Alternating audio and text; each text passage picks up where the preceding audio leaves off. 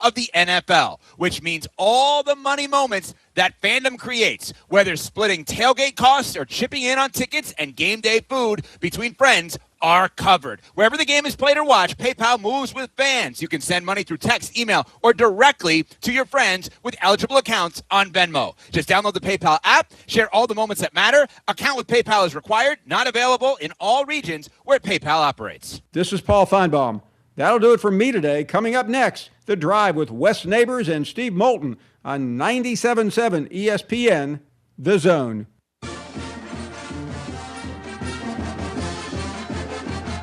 From the University of Alabama, this is Crimson Tide Today. It's a daily update on Bama sports and it's brought to you by Crimson Drive, driven by NASCAR. Streaming live at 2 p.m. Central on all CTSN social media platforms at UA_CTSN. Hello again, everybody. I'm Roger Hoover. On Thursday's edition of Crimson Drive, driven by NASCAR, we'll be joined by Alabama softball shortstop Salyn Hawkins. Try to get revenge as of last year. And it's going to be our last home game, so I'm super excited about that. Get our seniors a little gift maybe for their last home game, well, of the regular season, but we're ready for regionals and supers. What do you love about home games here? The fans. It is so loud. I love it, and I love to hear my walk-up song. But it's just the opportunity to be home. I don't like going to the hotels and you know everything around here, but it is tough for the other team to play behind us. And our fans are just so loyal. It's so loud. It's a great atmosphere. I'll have more in a moment. Hey Bama fans, each Tuesday and Thursday at 2 p.m. Central, join us live for Crimson Drive, driven by NASCAR. This live streaming talk show features the latest on Alabama athletics with exclusive conversations with Tide student athletes, coaches, and media members giving their perspective on the Crimson Tide. You can watch on YouTube, Facebook, and X, with all conversations archived as well on the Alabama Insider podcast. Roll Tide with Crimson Drive, driven by NASCAR. We've got you covered tonight for Alabama baseball and softball starting their 3-game series in Tuscaloosa. Baseball hosts Vanderbilt with the first game at 6 p.m. and radio airtime at 5:45. Meanwhile, the softball team is hosting South Carolina with the same first pitch at 6 p.m. and the same radio airtime at 5:45 p.m. Crimson Tide Today is brought to you by Crimson Drive, driven by NASCAR. Crimson Tide Today is a production of the Crimson Tide Sports Network from Learfield.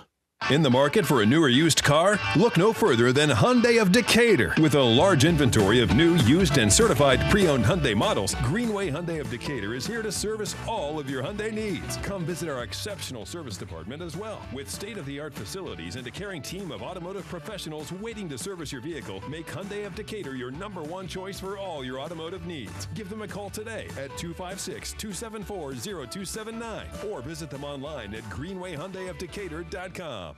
There's power in caring when it is put into action. Each year, our bankers serve on nonprofit boards, support our local educators, and volunteer with our hometown food bank. I'm Bobby Humphrey, Vice President of Business Development for Bryan Bank, and community service is just not a line item in our mission statement, it's who we are. Because after all, Alabama is our home too. That kind of commitment to community might not be what you would expect from a bank, but it's exactly what you can expect from us. Give us a call or stop by one of our 2 offices in the Huntsville area and experience unbeatable service and legendary results. Bryan Bank Equal Housing Lender, NMLS ID 2428943, member FDIC. SportsMed is the official team physicians of the Rocket City Trash Pandas. And if the pros trust SportsMed, you can too. SportsMed provides every service you might need for complete orthopedic care, specializing in orthopedic surgery, sports medicine, joint replacement, spine surgery, neurosurgery, and podiatry. And they offer their own brace shop, in-house full-body MRI, physical therapy, walk-in clinic, and so much more. 4 locations and on the web at sportsmedalabama.com. Hold your block until the whistle blows. From SEC Media Days to the National Championship Game. This was a great team win. We are 97.7 ESPN, The Zone. WCZN, Union Grove, Huntsville, Alabama. 97.7 ESPN, The Zone. This hour of The Drive is brought to you by Lynn Leighton Ford, located online at lynnleightonford.com. Welcome to The Drive with Wes Neighbors and Steve Moulton. Call into the Neighbors Wealth Management Hotline, 256-576-4977. That's how I roll. And I'm not going to drink and drive anymore. That's 256-576-4977. Now, here's Wes and Steve. An abbreviated edition of The Drive here tonight. Only 45 minutes. Still saturated. We got a lot going on. Drudy Arman is helping us go 3 wide here over the next 45 minutes. Drew, it's been a long time since we were actually together this morning. Yeah, my buddy from California called you. That's right, Tommy. Yeah, he Tommy thought I was Brown. working. Yeah. See, I knew as soon as he said, I'm Tommy from California, and I was adopted by the neighbor's family. I was like, I know who this is. The only thing I regretted is I was like, was Colorado as bad as it looked? Because he left and played a year there after he left Alabama. He did underwear commercials. Yeah. Have you ever seen the? Yeah. Oh yeah. I wasn't going to go there with the underwear model. Man, he was an underwear model. That was his NIL. Tommy, please call in. Yeah, to the neighbor. Listening. Yeah. I mean, you can't unsee that either. I bet not. I mean, not many offensive tackles you think. Underwear model. Well, I saluted him. He said, "I'm in sales. I'm already. He's 2 hours ahead of it." I mean, come on, man. I mean, he's already up, calling into the show.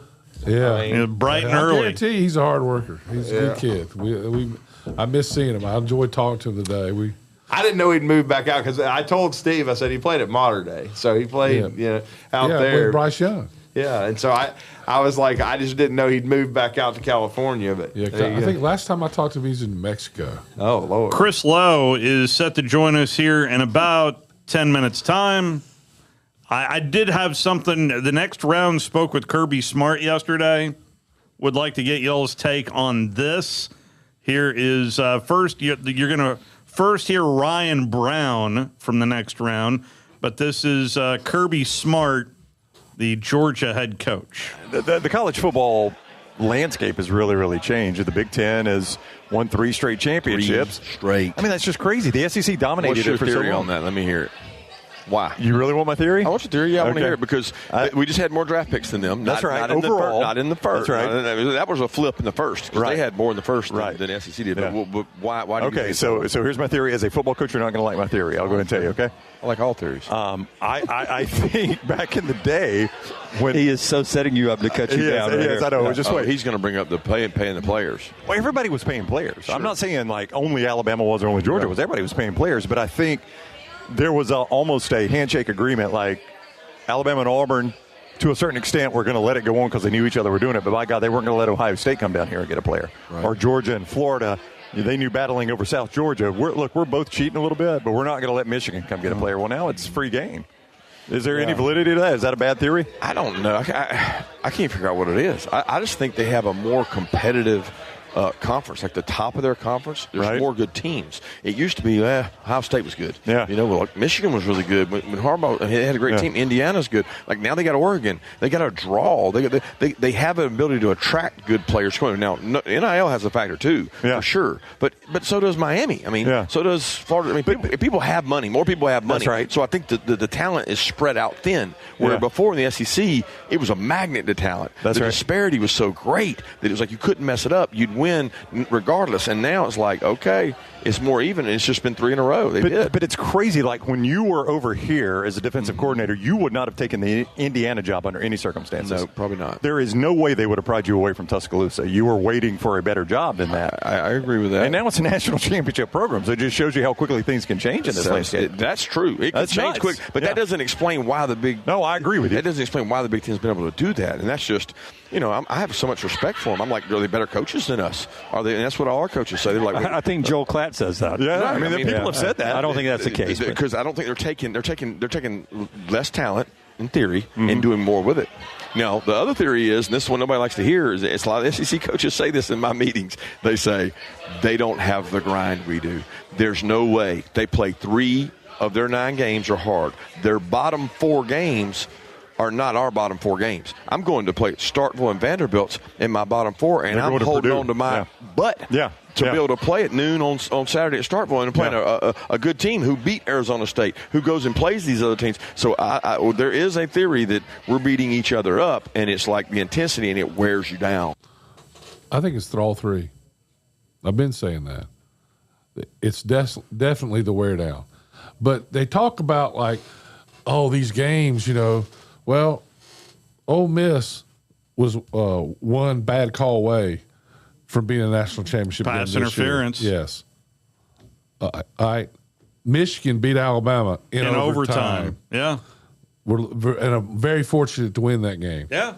Right? Yeah. Ohio State, Texas is about to beat Ohio State. Has the ball first and goal at the 1 and can't score. It's not. These are not. This is not the Grand Canyon. No, that they want to make it out to be. So and there's no doubt that NIL has helped up north, and they're saying the players couldn't transfer. Mm-hmm. Yeah. That's the big things helping the Big Ten. Is you look at Ohio State is getting all these transfers because they're paying them more money. So it is definitely a combination of those three, 100%. So I do have one other. Kudos, they've won 3. I'm not, but but everybody's trying to make it really bigger good. than it really is. One other cut from the interview: Kirby Smart with the next round. I'm not going to say who says it all the time, but he's one of the SEC coaches. And by the way, the coach that he's not saying, it's got to be Lane Kiffin. It's got to be Lane Kiffin. Yeah. It's got to be. I'm not going to say who says it all the time, but he's one of the SEC coaches. And I don't want to use it as a cop-out, but it's like, dude, they're not even having to do their best plays. They're not even stressed during the week. And I'm like, well, I'm stressed no matter who I play. That's right. That's just how I'm wired. But their players get a mental relief, and then it's like, boom, they get to go to the playoffs and crank it up. And Miami beat 3 or 4 SEC teams. They beat 3 or 4 SEC teams, but they didn't play the gauntlet that they played earlier in the year. Do you know how many NFL draft picks Miami faced in their conference schedule? Yeah, I saw this. 5. But wow. But that argument is just shot down by what? By the fact they beat how many SEC teams? I know. No, you're right. Absolutely. They beat Florida. Yeah. Yep. They beat Ole Miss. Yep. And they beat Texas A&M. Texas A&M. Yeah, ultimately they play for the national championship. So absolutely. It's hard to take a shot at them. That's right. But they didn't play against a lot of talented rosters until the SEC teams. From when you were in Tuscaloosa and then early at Georgia to now, how much has the depth changed on your roster? Man. The 1, 2, 2 to 3s. I tell people all the time, I was like, our best Alabama teams, I'm going to go 2012, 13, 14, 15, would beat the dog out of all these teams right now because they could practice different and they were deeper. Okay? The game has not changed that much from 2012 to 2025, but the roster has, and those teams would clubber lane somebody. They would just physically beat you. And I look at our team now and I go, oh, man, oh, God, we don't have the depth we had. We're not as good as we were. We're not going to be – and then we go out there and win the SEC. And I'm like, it's just relative. Yeah. It's relative. It's like everybody's going – I'm not saying going down because there's an Indiana. There's a Michigan. But relative, it's going down. Like there's not as much talent acquisition and much as talent on a team to be able to just develop it and grow. I'm playing younger players. I got kids that would have never played at Georgia when I got there or at Alabama I was there that are having to play now. Right. Because you don't have enough. Right. Clubber Lane. Yeah, that was the first fight. Who was the guy that he was talking to that was talking about Ryan Brown? Ryan Brown of the next round. Oh, okay. And then also Jim Dunaway was in there as well. Mm-hmm. So, yeah. Clubber Lane. Yeah, Clubber Lang, the great Mr. T. I think it's a combination of all three. And,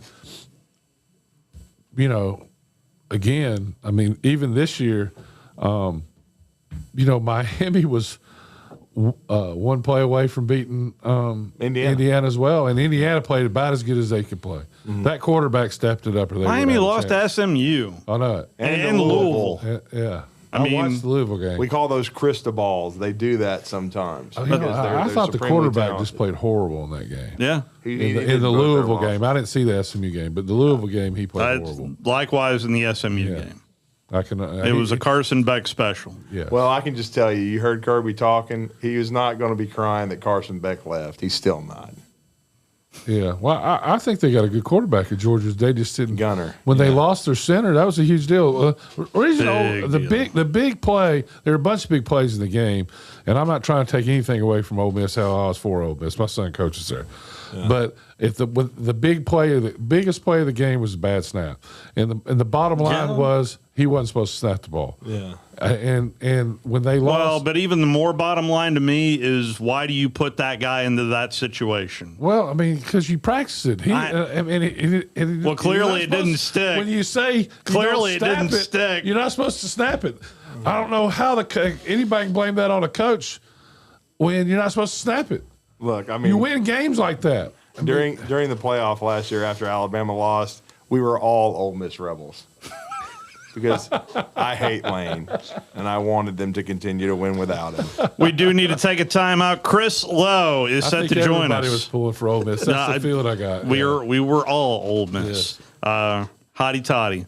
Gosh almighty. Let's take our first time out, and Chris Lowe is set to join us on the other side. We'll be right back. You're listening to The Drive with Wes Neighbors and Steve Moulton on 97.7 ESPN The Zone. Hey, I'm Bobby White, and we're making room for new shipments during our spring cleanout at Lynn Leighton Ford in Decatur. With your good credit, save thousands with 3.9% financing for up to 84 months on new 25 F-150s with STX 4x4s starting at under $44,000. New 25 Explorers start at under $36,000 or choose 2.9% for up to 84 months. Get 5.9% financing for up to 84 months on new 25 Broncos or choose $2,750 customer cash plus 2-year 24,000-mile complimentary maintenance. And while they last, new 25 Bronco Sports come with your choice of $2,500 customer cash or 5.9% financing for up to 84 months. And there's never any hidden markups or dock fees. Don't miss your chance to save big with spring cleanout pricing on all new 25s. We hope to see you real soon at Lynn Leighton Ford, right in the heart of Ford country, just a mile south of the Beltline in Decatur, or online anytime at lynnleightonford.com.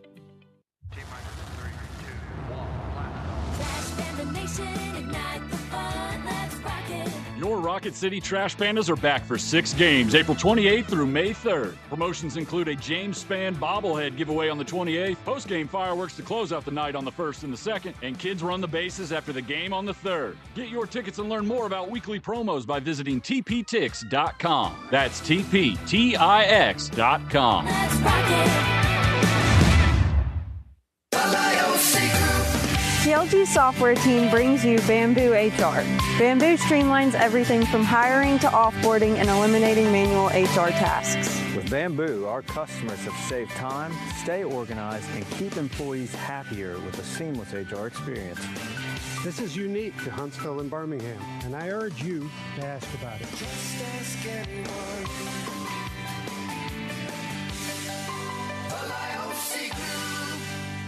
Tom Abraham here from my friend Ross Roberts and his team at Valley Equipment Rental, and they have a brand new product for you. If you happen to be standing on a concrete or tile floor, Valley Equipment has the perfect cleaning solution for you. Whether it's new construction, daily work areas, or an area that's been neglected for too long, the Valley Equipment team of experienced professionals can help you choose the right floor scrubber or sweeper for your needs. Valley even has the right cleaning products for the job. Call Valley Equipment Rental today to learn more. Make a clean sweep with Valley Equipment Rental. Before you build, know the ground beneath you. OMI Incorporated has been North Alabama's trusted name in geotechnical engineering for over 30 years. We provide subsurface investigations, environmental consulting, and construction materials testing to keep your project moving forward with confidence. Commercial, industrial, and public projects, OMI has the experience to get it right. OMI Incorporated. Experience below the surface. Visit omi-eng.com.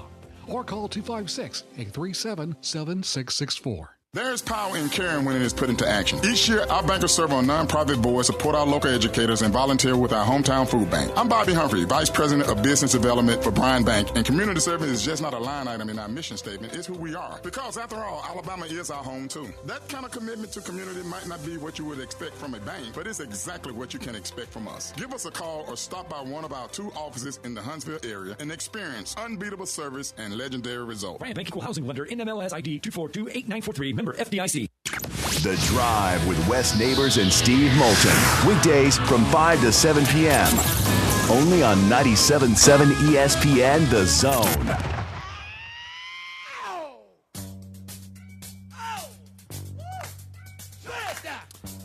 Back here on The Drive, walking you up to Alabama, Vanderbilt. It is a big series. Both teams enter in with a record of 10-11 in SEC baseball, and we'll have that coverage beginning at 5:45 today. The NCAA distributed a chart to member schools outlining the implementation scenarios of a 5-year age-based eligibility concept. It is clear, it is very clear that the NCAA is expecting to adopt this for this upcoming fall. And I'm almost wary on asking our next guest what's new. But Chris Lowe, what's new? Well, a little bit of everything. It sounds like I'd say you're right. I do think that the 5-year window is going to be in place by next year. Now, will there be any basketball players left? Yeah. Well, no. I mean, rarely those guys play 5 years anyway. But I think it's going to be like everything else, though. There's going to be court cases, all sorts of stuff that I don't think anything's written in stone anymore. Any other rule or any other new proposal that's handed down by the NCAA is in some form or fashion probably going to be challenged in court. And I think that's what we probably all got to get used to. Well, I guess I don't know. It just happened yesterday, but what's the wide receiver, Drew, that's suing everybody? Oh yeah, Jamison Williams. He's trying to retro it like some of these people, which is I think a path to nowhere. But we'll see. Have lawyer will lawsuit. Yeah. Well, listen. What's the most popular phrase now in college sports? Billable hours. Yeah. And, if you don't like something, you don't like a ruling, or you just get a lawyer, Tom Mars or somebody else, and you go to court. And most of the time, not all the time, most of the time the players are winning.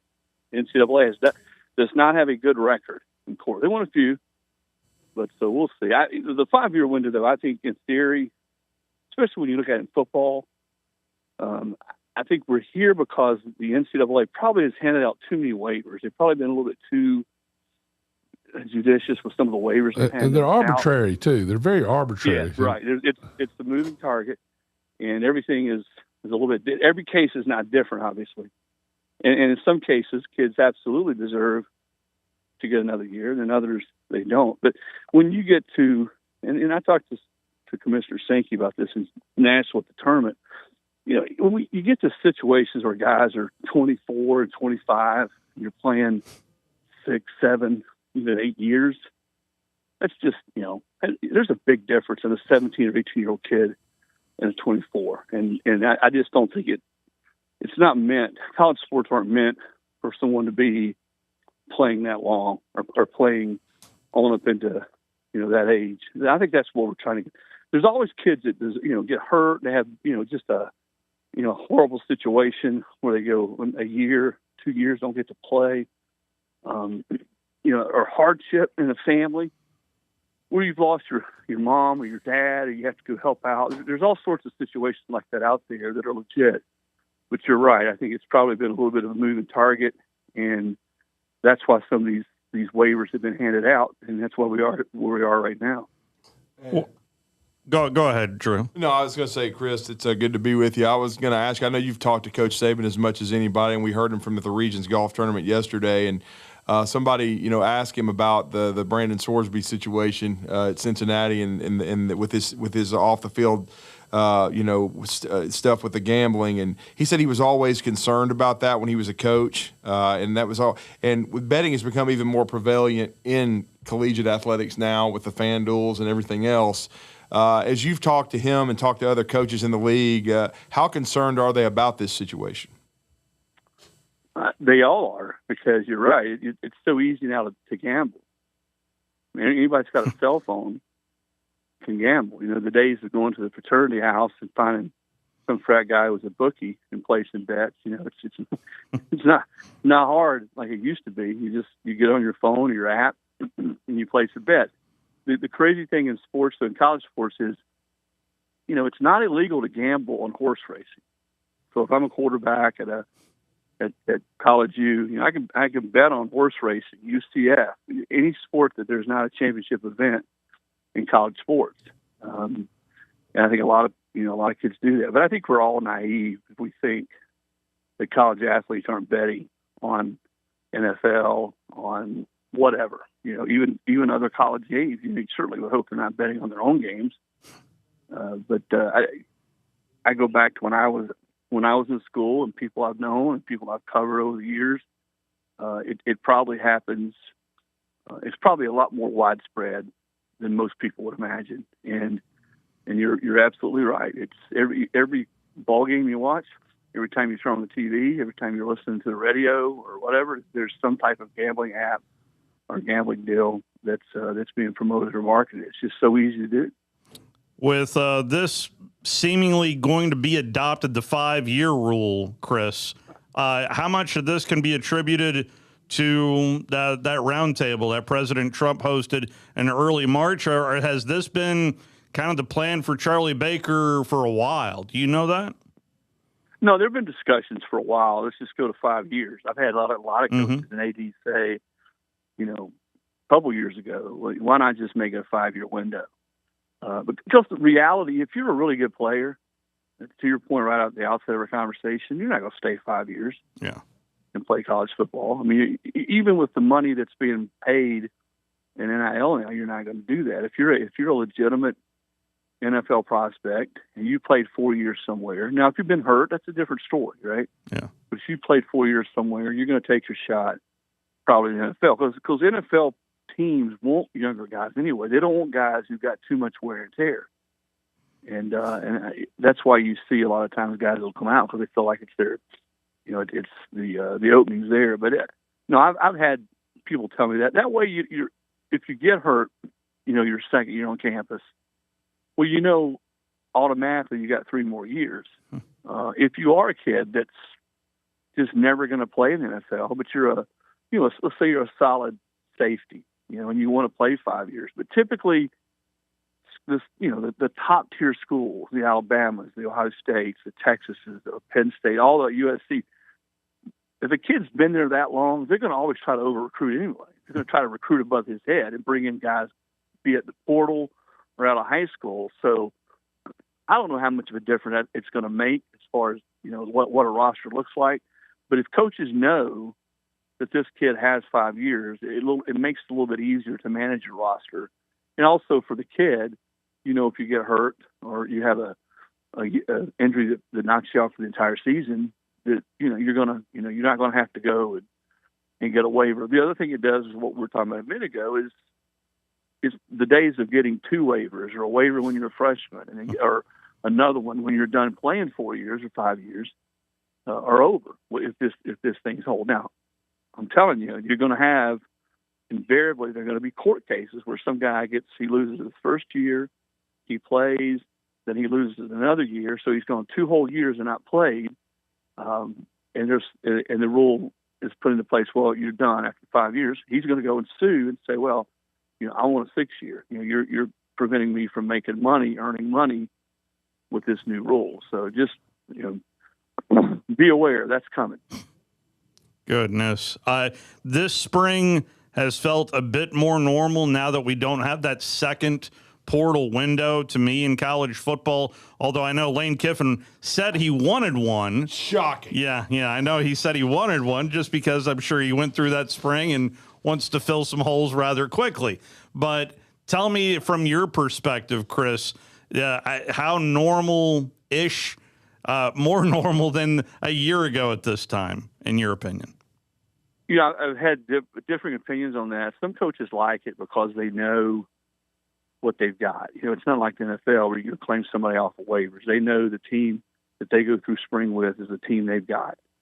And, there is no, still in the old Parcells line, dial 1-800 quarterback or signing a guy off waivers. But there are, to Lane's point, if you lose your starting safety in spring practice, you can't go fill that hole. Now there's no opportunity to go get a guy. We think about Tennessee last year. They went and got Joey Aguilar after the spring. Yeah. And he was, a really solid player for them. If there was no opportunity to get a kid like that, then, they would have been in trouble. A lot of schools would have been in trouble. I think Trinidad Chambliss came in. In fact, he did. That's He right. Came in yeah. May. Yeah. He came in May. So think about how much different it is for Ole Miss last year without him. So the opportunity to do that now and plug a hole or bolster a position is no longer there. Now, but I think Trinidad could have come because he was a graduate anyway. Yeah. He could still graduate transfer right. though. Yeah, right? Yeah. He came in May. Yeah, he didn't go on campus until May. Right. I think one of the things that another coach brought up to me is you also, though, if you want to look at both sides of it, so if a team, let's say whoever, you're Michigan, Ohio State, Alabama, and hey, we just don't have enough depth at corner. We need a guy to play nickel. We need a corner. They're scouring around and looking at rosters around the country and say, hey, there's this kid at wherever, Wisconsin or Buffalo. He can play. Let's go get him. Well, you're not going to be able to do that now. Or some kid blows up in a spring game. Some kid who's not a starter somewhere blows up in a spring game.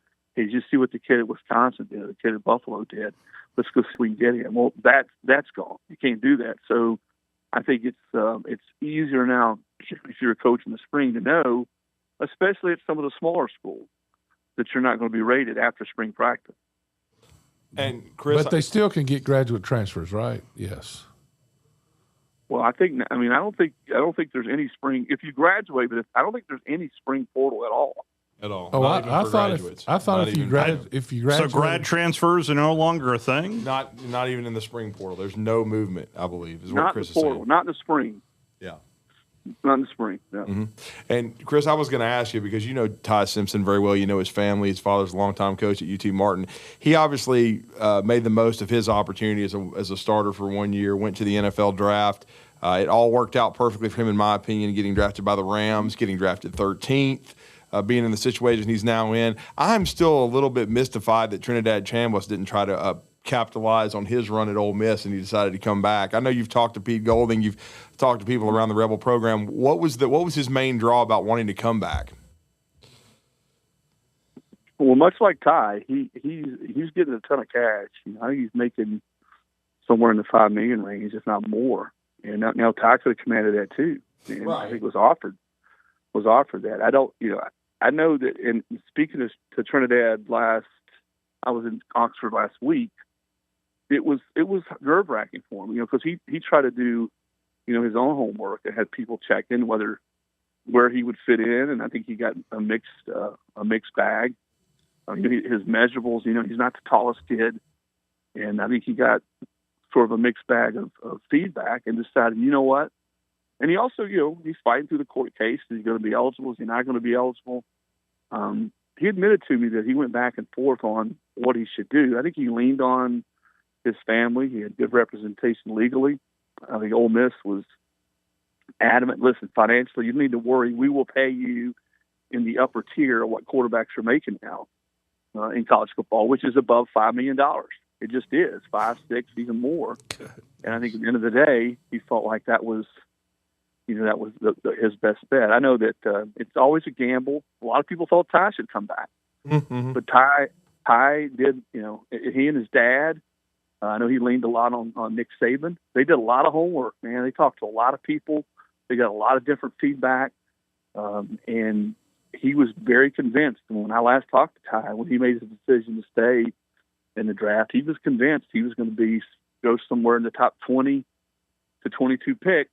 Which, if you go and look at what those projected salaries are in the NFL, even if you're going to make $5 or $6 million, it made more sense for him to stay in the draft. So he bet on himself. He bet on the information, that he gleaned, he and his dad and their reps had gleaned, and he was right. And I never doubted that he would follow the first round. He's too good a player, and I think we did not see Ty at his best last year down the stretch because he was just so banged up. He was injured and had played through a lot of things, and he was not a quarterback physically in those last, 2, 3, 4 games that he was when they really had it rolling there, because he just, he just physically took a beating. They didn't protect him well. He also would tell you at times he probably went off script a little bit too many times because he's just such a tough kid and such a competitor. So he felt like that's what he needed to do for his team. I'm glad it worked out for him. He's a super kid, and I'm also glad that he didn't go somewhere else to play his last year, because I think that would have been the option had he come back. And I think when you do that, and I know I'm talking to him about it, he talked a lot to Coach Saban about this, you sort of stain your legacy, and I don't think he ever wanted his legacy to be stained at Alabama. Chris, what's more valuable to these kids, especially high level? Is it money or is it playing time? I think the upper crust of kids want to go somewhere they feel like that they're going to be developed to have a chance to play, 5, 6, 7, 8 years in the NFL.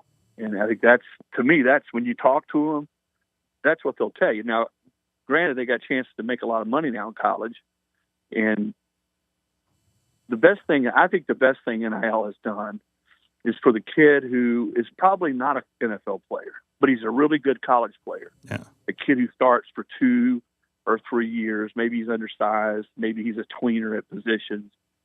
He's got a chance, and he's got that window, to make a couple $1 million. Whereas otherwise, he wouldn't.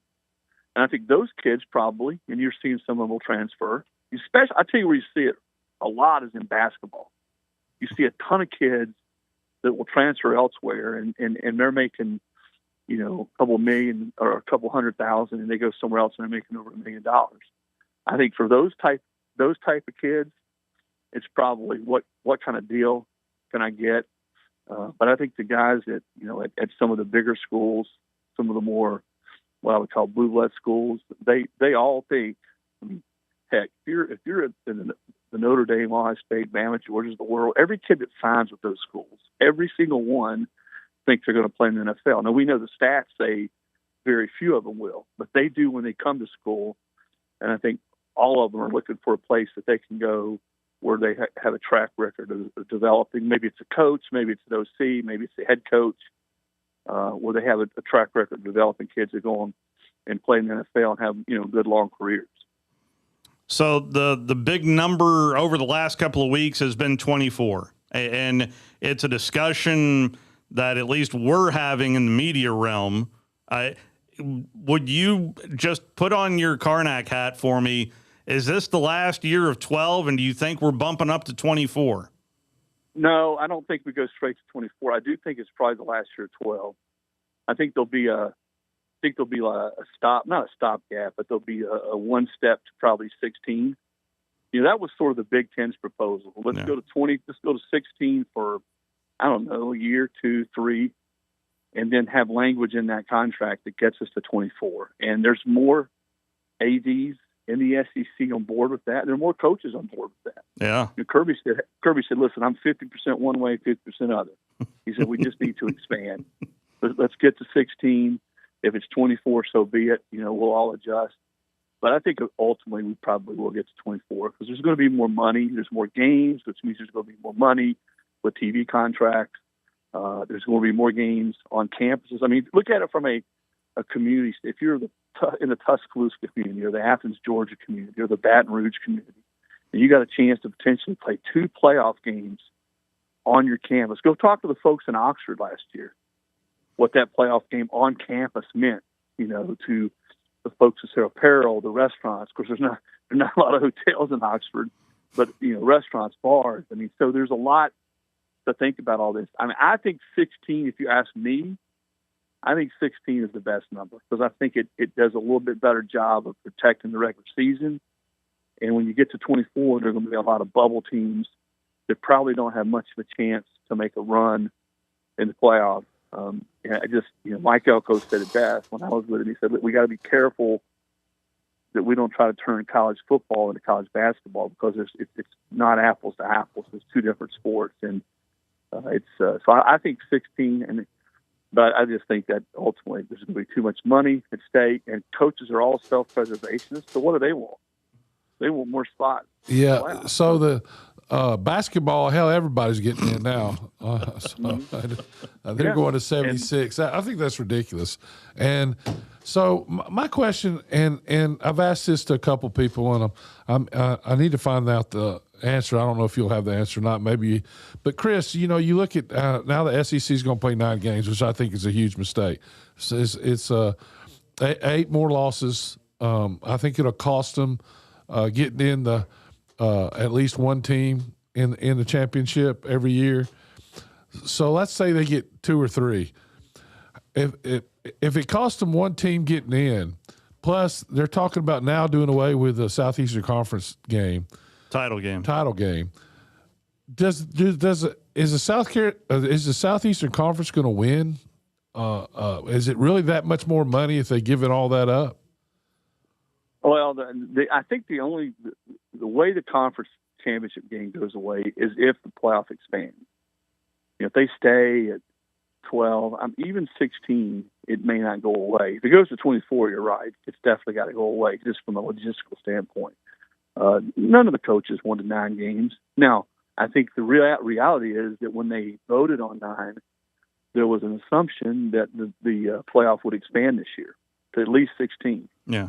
I think if it goes to 24, which I do believe it will at some point, I don't think the 9 games hurt the SEC as much. I really don't, because most of those teams are going to get in anyway. Because at that point, a really good 3-loss team is going to get in. They're not going to get in 12 teams.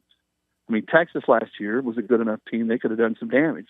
South Carolina 2 years ago was playing really well at the end of the year. I mean, they won at Clemson, if you remember, and Clemson got in the playoffs. So those teams get in. I mean, heck, those teams get in at 16. They certainly get in at 24. Alabama 2 years ago would have gotten in.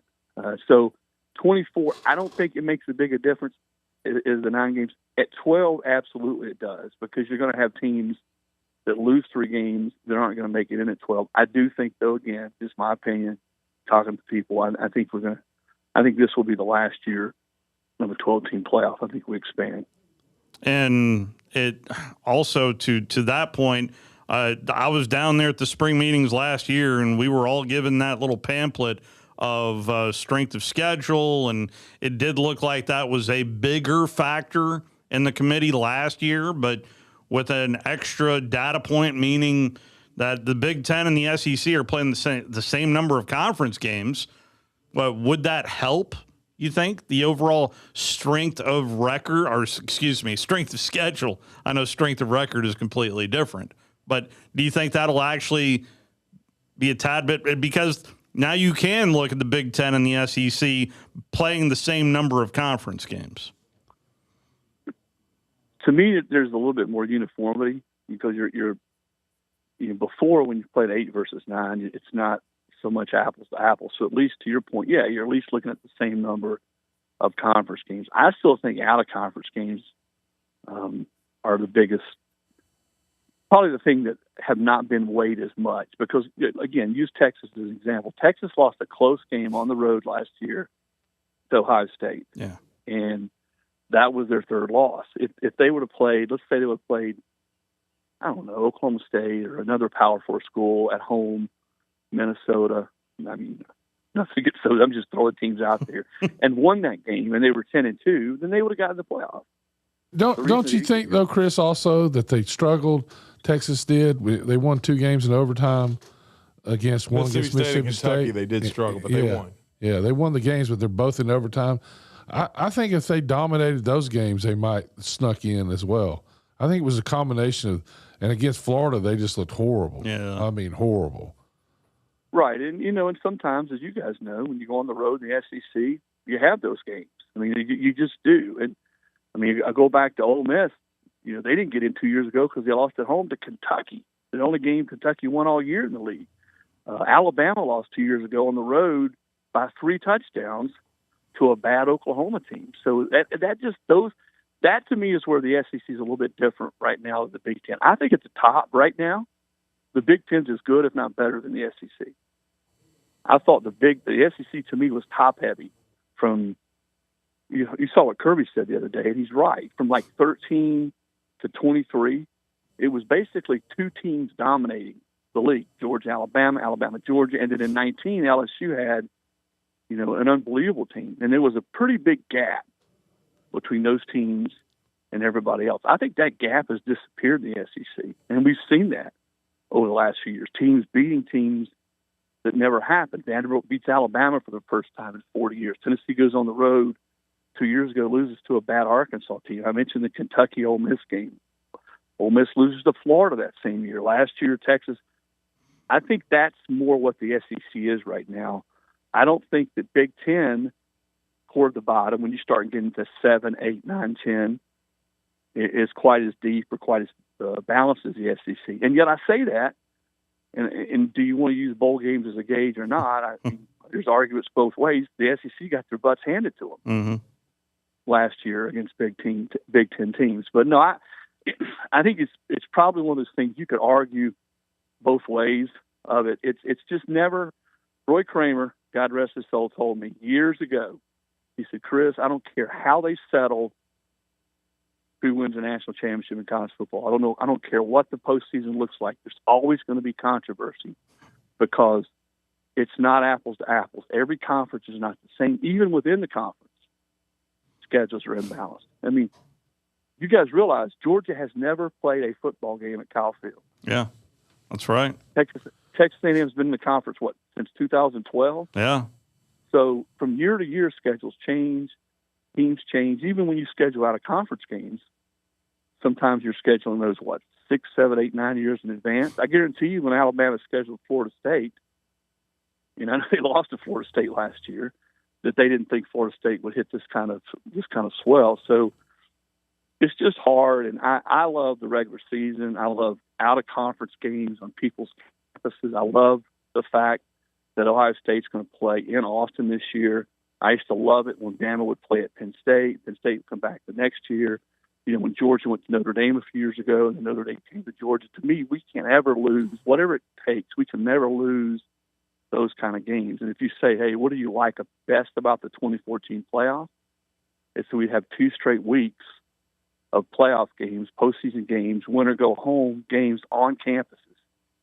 And I think that would be the most appealing part to me of a 2014 playoff. Finally, Chris, we had John Cohen on last week, and it sounds like his stress level is through the roof, which to me feels like just a snapshot of everybody across the board of just how unsustainable this is.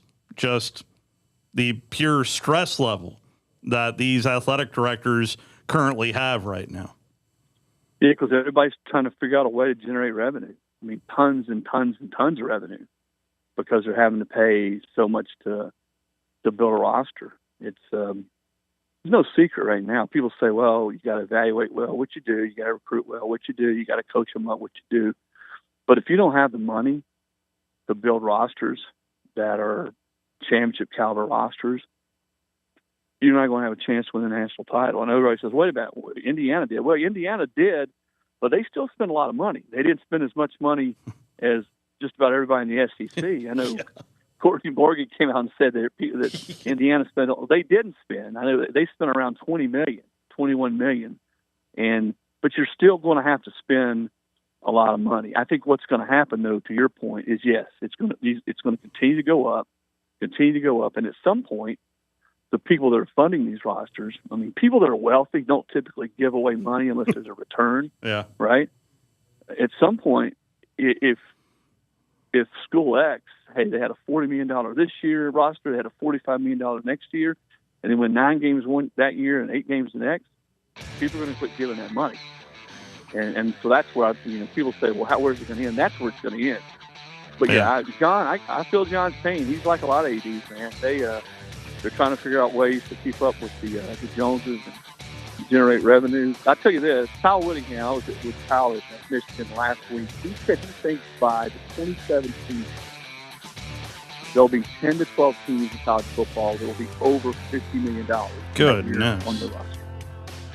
Well, Chris, we are right up against it. I can't thank you enough for the time, as always, and we'll keep reading there from On 3. Thank you, Chris. Okay, guys. Take care. That is going to wrap us up here. Alabama baseball is next.